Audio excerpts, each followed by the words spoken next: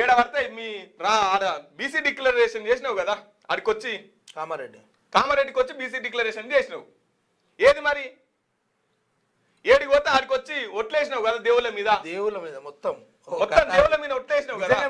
తెలంగాణ రాష్ట్రంలో ఎవడన్నా ఏదైనా పని చేయాలన్నా కానీ నిజమని నమ్మించాలంటే ఒట్లకున్న విలువ కూడా వీకింది.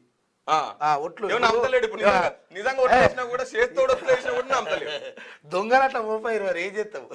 ఇవి కాదు, ఇప్పుడు ఈ జెండాని ఎత్తుకున్నాడు.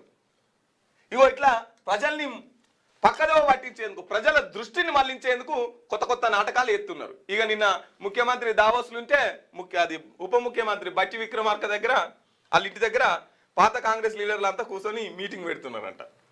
అసలు నిన్న గమ్మత్ ముచ్చడు కూడా తెలుసా నీకు? ఏం జరిగిందంటే పంచాయత్ పటేలా అంటే భరతుంటే నాదే అన్నట్టు వాడు ఏమైందట అంటే అక్రమ సంబంధాలు ఎక్కువైనాయట. వీటిల నుంచి తప్పించుకోవడానికి ChatGPTని అడుగుతున్నాడు వాడు. ఎట్లా తప్పించుకోవాలని ఇట్లుంది కథ. ఈ భార్య పిలవకుండా ఉండాలంటే ఏం చేయాలి ఇదట, ఎట్లా టైం మెయింటైన్ చేయాలి? అమ్మాయి ChatGPTని వాడతారు, వాడు నెంబర్ 1 వాడు.